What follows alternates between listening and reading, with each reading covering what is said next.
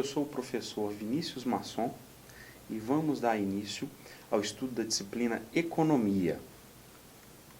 Iremos abordar na aula de hoje a unidade 1 com o módulo 1 e 2, onde nós trataremos aqui os conceitos básicos de economia e o sistema capitalista.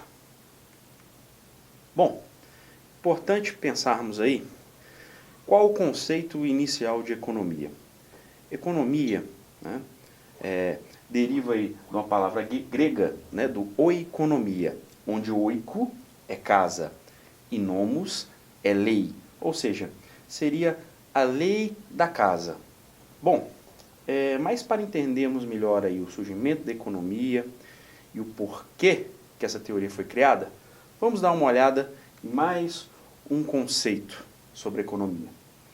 Bom, de acordo com o livro do Mochon e Trost, a economia estuda a maneira de como se administram os recursos escassos.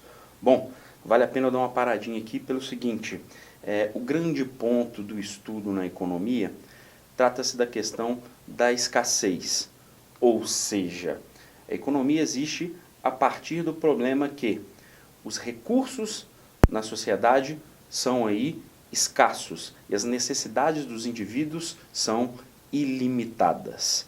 Observamos então o resto da resposta aqui. Olha, a economia estuda a maneira de como se administram os recursos escassos, com o objetivo de produzir bens e serviços para distribuir aí dentro dessa sociedade. Bom, um marco da economia moderna é baseado aí nos estudos do Adam Smith, 1776, no livro A Riqueza das Nações. Foi o pontapé inicial, dentro do que a gente chama de liberalismo econômico, a partir do momento onde que se defendia a não participação do Estado na economia. Ou seja, os indivíduos aí procurando seus interesses individuais, acabariam por si de equilibrar numa decisão final aí, uma decisão melhor de mercado, sem a participação deste. Ficou muito famoso esse livro do Adam Smith, a partir do momento que ele citou aqui a questão da mão invisível, essa autorregulação do mercado. Isso aí foi berço, dentro do que a gente chama de economia política, para outras teorias liberais e, posteriormente, neoliberais. Tá? Baseava-se também na questão do laissez-faire, deixe estar, deixe fazer, deixe ficar, ou seja, ele baseou-se dentro da teoria do laissez-faire. O Adam Smith teve, na verdade, aí, a oportunidade de viver um tempo na França, ter contato aí com teóricos liberais, ou seja, a sua teoria, na verdade, ela vem em contraponto ao que vinha anteriormente, que era a do mercantilismo. Tá? Bom, um outro marco que eu destaco aqui, tá? Vou sair de um lado onde tinha o liberalismo econômico, a não intervenção, para um lado onde tinha aí uma grande intervenção no mercado, que seria as ideias do John Maynard Keynes, chamado também de Lord Keynes. Em 1936, o seu livro aí, A Teoria Geral, ele defendia uma participação maior do Estado na economia, principalmente quando ele observou a crise de 1929, a quebra da Bolsa de Nova York.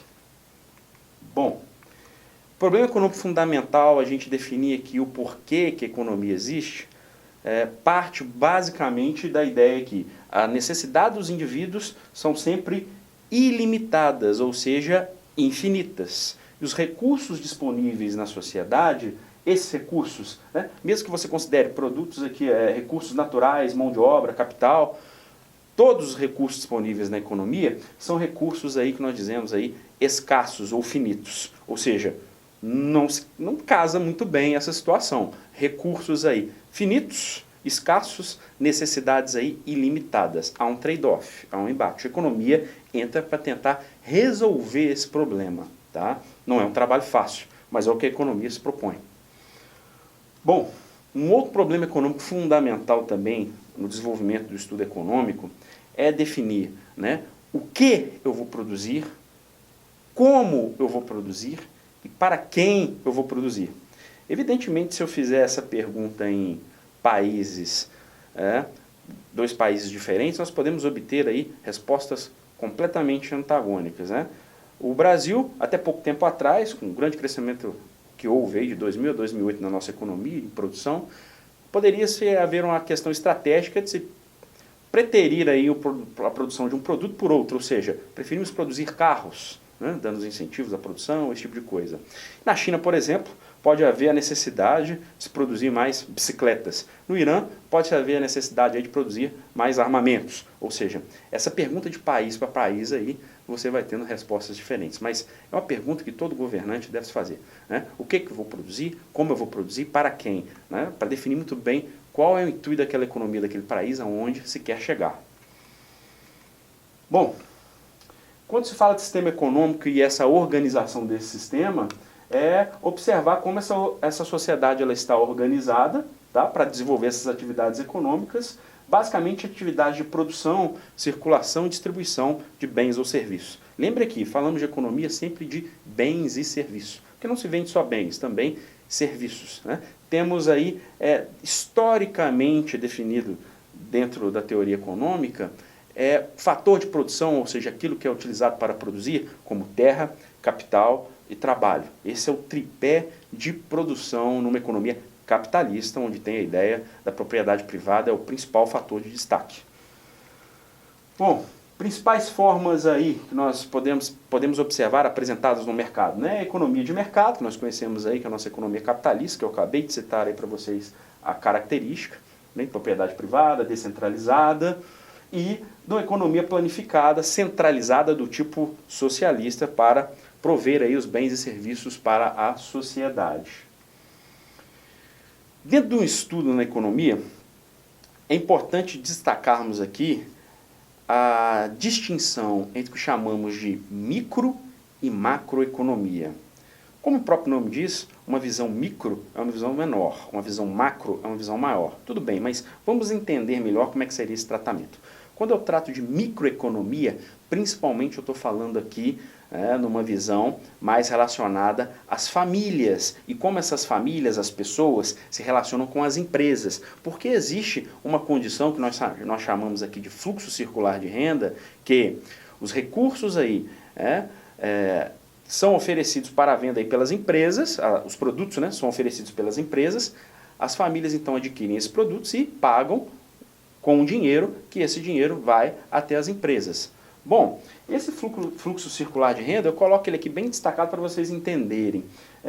As famílias, na verdade, são os consumidores, estão exatamente desse lado. As empresas aqui, o que as empresas fazem? Elas fornecem bens e serviços para as famílias, para os consumidores. Esses, por sua vez, pagam, ou seja, vem um fluxo aqui monetário, né? Ela paga de volta esses bens e serviços para as empresas. Da mesma maneira, você tem um mercado de fatores de produção que oferece máquinas, é claro, né? Para essas empresas e até mesmo para famílias que são, pessoas aí que são donos de empresa, podem se interessar, é claro, de comprar um fator de produção para, na verdade, colocar ali na sua empresa. Então, essa pergunta, o que, como e para quem produzir, numa visão mais empresarial, ficaria o seguinte: como produzir aí em cargo da empresa, o que eu vou produzir em um mercado de bens e serviços, ou seja, o que eu vou abastecer esse mercado, e para quem produzir, relacionado aos fatores de produção, toda a maquinaria que nós temos aí. Então, essa visão microeconômica basicamente mostra o comportamento do consumidor, que são aí as famílias, em relação às empresas, tá? Ou seja, uma visão menor. Quando nós tratamos aqui da macroeconomia, estamos falando dos grandes agregados. Estou aqui dizendo o seguinte, uma análise mais relacionada a PIB, que é o Produto Interno Bruto, tudo aquilo que foi produzido dentro de um país, o PNB, a taxa básica de juros numa economia que é chamada Selic, a inflação e o comportamento desses agregados, as contas do governo, a relação com o exterior. Ou seja, você observa aqui que não é puramente uma visão de cidadão com empresa, como se dá esse relacionamento em relação a variações de preço, quantidade demandada, quantidade ofertada. Isso é uma visão micro. Uma visão macro, nós estamos falando dos grandes agregados. Ou seja, o funcionamento da economia de um país de uma forma bem mais abrangente. Bom,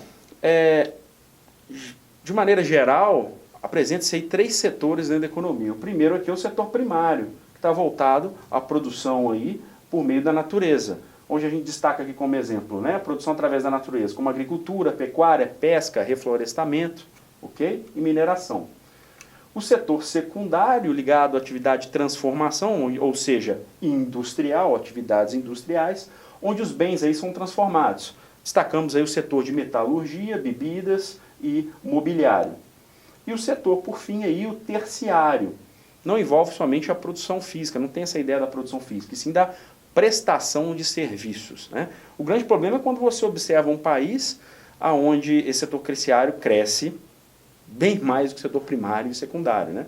Ou seja, um país aí que oferece muito serviço, produz pouco no setor primário e pouco no setor secundário. Pode ser preocupante.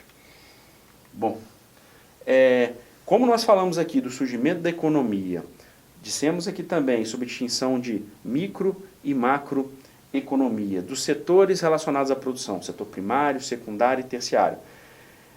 É importante citarmos a questão da curva de possibilidade de produção, ou seja, curva de possibilidade de produção ou fronteira de possibilidade de produção.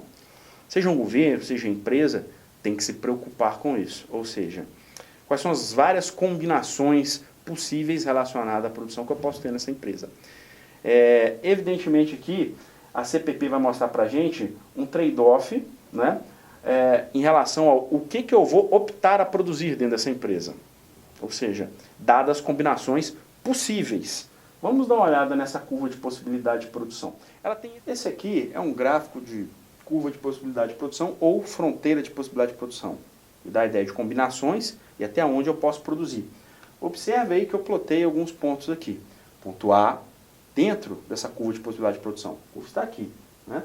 O ponto B e C, em cima da curva de possibilidade de produção. E o ponto D, além da curva de possibilidade de produção. Vamos observar o seguinte, qual é a grande distinção aí desses pontos? Bom, vamos observar primeiro o ponto B e o ponto C. Observe aqui, nós temos aqui o eixo Y e o eixo X, tá? Supondo aí que são dois bens diferentes, ou seja, eu posso tratar aqui como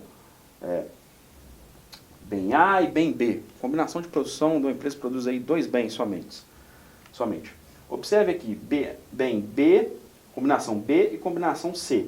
Eu tenho duas combinações distintas. No ponto B, eu tenho aqui 450 do bem Y e tenho 150 do bem X. Então, ou seja, para eu produzir 450 unidades do bem Y, eu só vou conseguir produzir 150 unidades do bem X.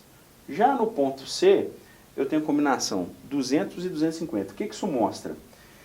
Para eu produzir exatamente nesse ponto, essa combinação, eu tenho aqui 250 unidades do bem Y com 200 unidades do bem X. Essa é uma outra combinação possível. Esses dois pontos, nós chamamos aí de pontos maximizadores. Ou seja, em cima do ponto B ou no ponto C, ou qualquer outro ponto, combinação, em cima da curva de possibilidade de produção, são pontos ótimos, pontos maximizadores. Teoricamente, eu estou utilizando ali todos os recursos para a produção de maneira plena, ou seja, todos os trabalhadores envolvidos e todas as máquinas envolvidas. Bom, então ponto B e C são combinações aí maximizadoras. Agora observe o seguinte, se eu estou no ponto B e quero ir até o ponto C, o que acontece? No ponto B, para eu ir ao ponto C, ou seja, eu tinha 450 unidades do bem Y. Para eu fazer essa combinação para o ponto C, eu tenho que produzir menos de B, passo aqui para 250, menos de Y, né? Passo aqui para 250, para produzir o quê? Mais de X. Então você observa que para produzir mais de um bem, eu tenho que produzir menos do outro. Isso aqui é um grau de sacrifício. Mesmo eu poderia dizer, para eu produzir mais de X, eu tenho que produzir menos de Y. Para produzir mais de Y, eu tenho que produzir menos de X. Bom, então os dois pontos B e C, maximizadores. O que acontece com um ponto dentro e um ponto fora da curva de possibilidade de produção? Um ponto dentro, né, seria um ponto de capacidade ociosa, ou seja, eu estou aquém da minha capacidade de produção. Suponha aqui, já que eu estou perto de 150, suponha aqui que eu estou aqui com 130 unidades e aqui com 200 unidades. Bom, 130 e 200, ou seja, eu tenho 130 unidades do bem X e 200 unidades do bem Y. Eu poderia, com essas mesmas 130 unidades do bem X, produzir aqui num valor até maior, 450 unidades do bem Y. Ou seja, eu estou produzindo aquém da minha possibilidade. Poderia fazer uma combinação dessa maneira, estou fazendo uma combinação somente assim. Tá? Ou seja, todo ponto que eu traçar ou fizer uma combinação dentro dessa curva de possibilidade de produção é um ponto ocioso, é um ponto aquém da minha capacidade. Ok? Tem recursos ociosos. Agora, um ponto fora, que é o caso do ponto D, normalmente esse é um ponto que está além da minha capacidade, eu não dou conta de produzir. Quando eu pergunto assim, olha, como é que eu faria para chegar no ponto D? Bom, vamos partir da primeira hipótese. Qual que seria a maior quantidade que eu conseguiria produzir de X? Bom, posso produzir 150, mas eu teria essa combinação. Produzo 150 de X e 450 de Y. Não, mas eu quero produzir mais. Eu passo para 200 de X e 250 de Y. Ainda não. Posso vir aqui mais. Vamos supor que aqui seja 300, o máximo, X máximo. Bom, mas se eu chegar a produzir aqui, exatamente nesse ponto, onde o X aqui é máximo, eu estou supondo que seja 300, quanto que seria a minha produção de Y? 0. Então também não chegaria nesse ponto. Ou seja, teria que ultrapassar essa linha, sair fora da fronteira de possibilidade de produção. Para chegar nesse ponto, eu preciso ou de mais máquina ou mais trabalhador. Eu não dou conta de produzir acima desse ponto. Tá? Então guardemos aqui. Ponto B e ponto C, pontos maximizadores. Qualquer combinação em cima da curva de possibilidade de produção, utilizo em plenitude, máquinas e trabalhadores. Ponto dentro, ponto aquém da minha capacidade. Ocioso. Ponto fora, ponto além da minha capacidade. Eu não dou conta de produzir aquilo ali. Eu teria que mudar essa relação de quantidade de máquinas e trabalhadores. Bom, na nossa vida nós temos um custo, né? Você vai fazer escolhas. Isso está incluída a ideia do custo de oportunidade, que é um grau de sacrifício que você faz por optar por alguma coisa. No caso aqui, optar pela produção de um bem. Nós vimos aqui, para produzir mais de um bem, teríamos que diminuir o outro. Daí você tem o que a gente chama custo de oportunidade. Quanto que eu perderia de X para produzir mais de Y? Bom, ou seja, o custo de oportunidade é o custo de alguma coisa que você desiste para obter outra. Está muito ligado à ideia do grau aí de sacrifício que a gente tem aqui. Encerramos aqui então a nossa primeira aula. Destaco aqui a bibliografia que nós utilizamos aí na execução dessa aula, né? Principalmente o livro do Vasconcelos, um livro bem didático. Importante, se vocês quiserem dar uma olhadinha, é um livro que vale a pena de introdução à economia. Espero vocês para a próxima aula. Muito obrigado.